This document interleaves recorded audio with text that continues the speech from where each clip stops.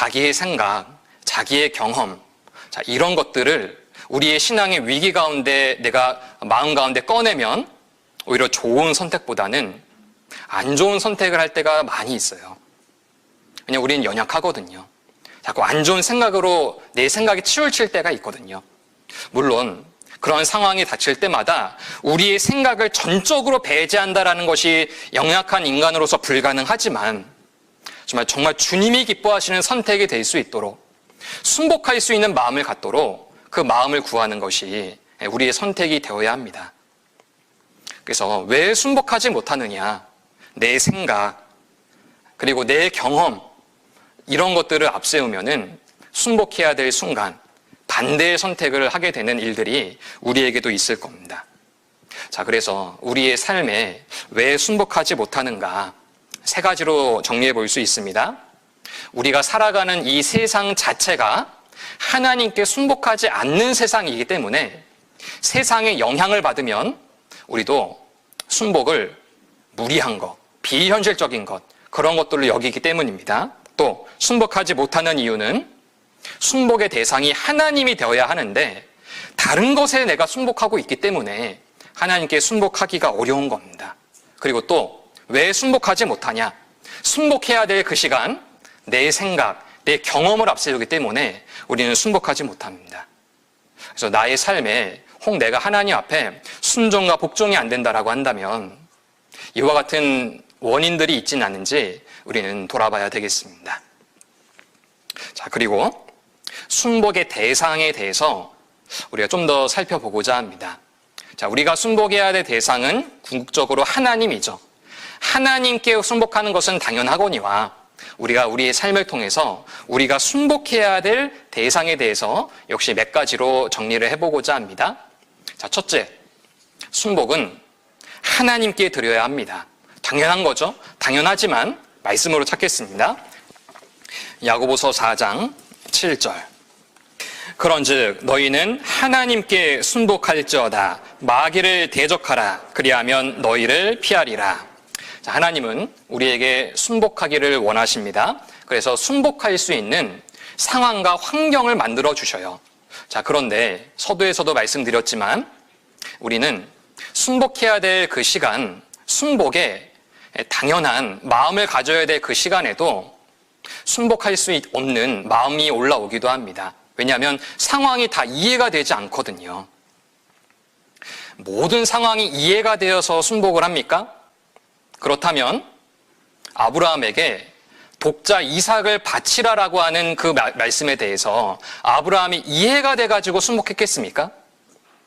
자식을 바치라라고 하는 그 하나님의 그 명령을 이해할 부모는 사실 아무도 없습니다. 어떻게 그것을 이해할 수 있습니까? 나에게도 그러한 시험이 닥쳐왔다면 나는 정말 순복할 수 있겠습니까? 자, 이처럼 하나님은 그리스도인들에게 순복의 기회는 주시는데 순복을 왜 해야 되는지 모든 상황을 다 이해시켜 놓고 그 상황을 주시는 게 아니라는 거예요. 이해가 돼서 순복한다는 게 아니라는 겁니다. 자, 그러면 무엇으로 순복을 해야 됩니까? 방금 아브라함의 예를 들었는데 실제로 하나님이 아브라함에게 너의 독자 이삭을 바치라라고 했을 때 아브라함이 어떤 마음으로 순복을 했는지 그 마음이 창세기엔 없지만 히브리서 11장 믿음장에 나오거든요. 어떠한 마음으로 독자 이삭을 바쳤는지 그 마음을 잠깐 보겠습니다. 히브리서 11장 17절부터 19절 제가 읽겠습니다. 아브라함은 시험을 받을 때에 독자 이삭을 바치라는 거죠. 믿음으로 이삭을 드렸으니 저는 약속을 받은 자로 돼 그 독생자를 드렸느니라. 저에게 이미 말씀하시기를 내 자손이라 칭할 자는 이삭으로 말미암으리라 하셨으니 저가 하나님이 능히 죽은 자 가운데서 다시 살리실 줄로 생각한지라. 비유컨대 죽은 자 가운데서 도로 받은 것이니라. 자, 아브라함은 자기의 믿음을 지키기 위해 독자 이삭을 드린 그런 마음이 아니었던 거예요. 나의 믿음을 지키기 위해 아들을 희생시킨 사람이 아니었습니다. 그럼 도대체 이삭을 드릴 때 무슨 마음으로 드렸냐? 2가지의 마음이 여기 기록되어 있어요. 첫째로 17절 중간부터 보면 저는 약속을 받은 자로 돼 그 독생자를 드렸느니라. 저에게 이미 말씀하시기를, 이미 약속이죠. 내 자손이라 칭할 자는 이삭으로 말미암으리라. 먼저 이 아브라함의 순복의 근거는 약속에 대한 믿음이었어요. 하나님께서 분명히 자손이라 칭할 자는 이삭으로 말미암는다, 그 약속을 주셨잖아요. 변개치 아니하시는 그 하나님의 믿음에 대한 약속, 바로 그것이 순복할 수 있게 한 겁니다. 독자 이삭을 바치기까지 한 순복으로 이어진 거예요. 하나님은 마음이 변치 않으시는 분이다, 변개치 아니하시는 분이다, 바로 그것이 순복을 이끌어낸 겁니다. 그리고 또 하나 19절이죠. 저가 하나님이 능히 죽은 자 가운데서 다시 살리실 줄로 생각하는지라. 또 하나의 순복의 근거는 하나님은 죽은 자도 살리시는 능력의 하나님이다, 바로 그것이 순복을 이끈 겁니다. 하나님은 죽은 자도 살리신다. 내가 독자 이삭을 드려도 하나님은 이 이삭을 다시 살리시는 분이다. 능력의 하나님이라는 것을 인정할 때 바로 순복하게 됩니다. 자, 우리도 하나님께로부터 많은 약속을 받았잖아요. 성경 전체가 다 약속입니다. 하나님의 그 약속을 우리도 믿는다면 내가 손해보는 일이 있다 하더라도 순복하는 쪽으로 마음을 갖게 될 거예요. 또 하나님은 죽은 자도 살리시는 분이잖아요. 그에 대한 하나님 능력에 대한 믿음이 있다면 우리가 지금 당장은 손해보는 일이 있다 하더라도 하나님께 순복하는 쪽으로 마음을 가질 겁니다. 그래서 이 아브라함의 독자 이삭을 바친 그 믿음, 그 순복에는 하나님 약속에 대한 믿음, 하나님 능력에 대한 믿음, 바로 이 두 가지의 믿음이 있었기 때문에 순복으로 이어진 겁니다. 자, 우리가 아브라함만큼의 순복은 아니더라도 나의 삶에 정말 작은 부분이나마 우리는 순복하며 살아야 되지 않겠습니까? 독자 이삭은 못 드릴지언정 작은 일에 대해서 우리가 정말 순복해 살아간다면 정말 하나님이 우리의 삶을 기쁘게 여기실 겁니다. 자, 또 하나, 우리에게 순복의 대상이 또 누가 있냐? 교회에 대하여 우리는 순복해야 됩니다. 히브리서 13장 17절. 너희를 인도하는 자들에게 순종하고 복종하라. 저희는 너희 영혼을 위하여 경성하기를 자기가 회개할 자인 것 같이 하느니라. 저희로 하여금 즐거움으로 이것을 하게 하고 근심으로 하게 말라. 그렇지 않으면 너희에게 유익이 없느니라. 자, 우리는 궁극적으로 하나님께 순복해야 되며 또 하나 교회에도 순복해야 됩니다. 자, 교회 안에는 하나님께서 교회의 이름으로 세우신 일꾼들, 우리를 인도하는 자들이 있어요. 바로 그들에게도 순복해야 됩니다.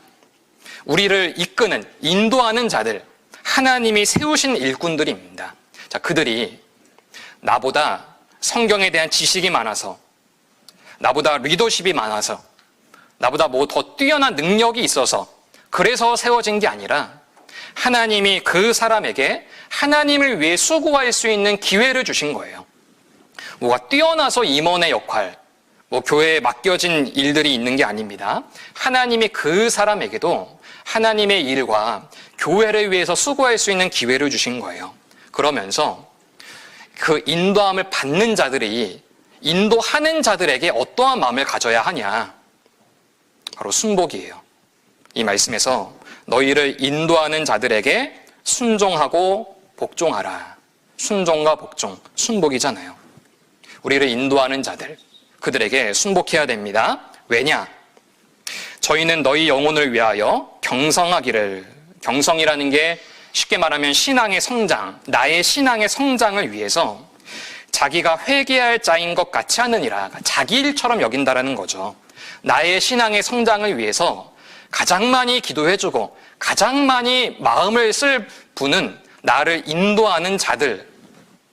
그래서 저희로 하여금 즐거움으로 이것을 하게 하고 나를 인도하는 자들이 나의 경성을 자기 일처럼 여기면서 할 때 그들이 언제 기쁨을 느끼냐? 인도함을 받는 자들이 나를 인도하는 자들에게 순종하고 복종할 때 저희로 하여금 즐거움으로 이것을 하게 하고 즐거움으로 할 수 있다라는 거예요. 그리고 근심으로 하게 말라. 순종과 복종, 순복을 하지 않으면 나를 인도하는 자들이 근심으로 하게 한다라는 거예요. 우리 임원분들 이거 그러셔요? 순종하고 복종하면 마음이 어떠십니까? 더 일을 수고하고자 하는 마음이 생기잖아요.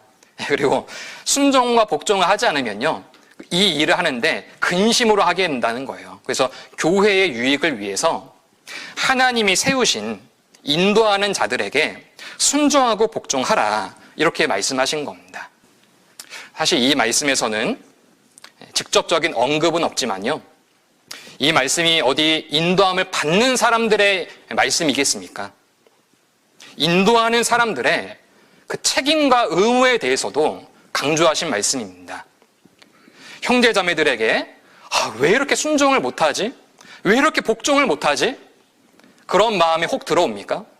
그렇다면 인도하는 사람부터가 내가 정말로 저 영혼들이 경성하기를, 신앙이 성장하기를 내 일처럼 여기면서 내가 살아가고 있는지 돌아봐야 됩니다.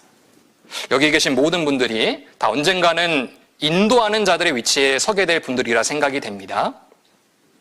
다른 사람들의 순종과 복종을 요구하기 전에 나부터가 정말 나를 사랑하는 그 이상의 마음으로 성도들을 귀하게 여기고 있는지, 그들의 신앙의 성장을 위해서 내가 얼만큼 수고하고 있는지 돌아봐야 됩니다.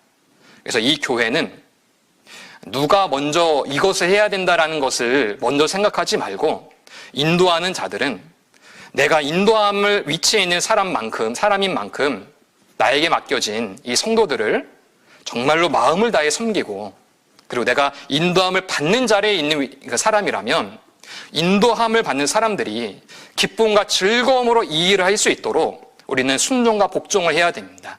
자, 이러한 모습이 우리 교회의 모습이에요.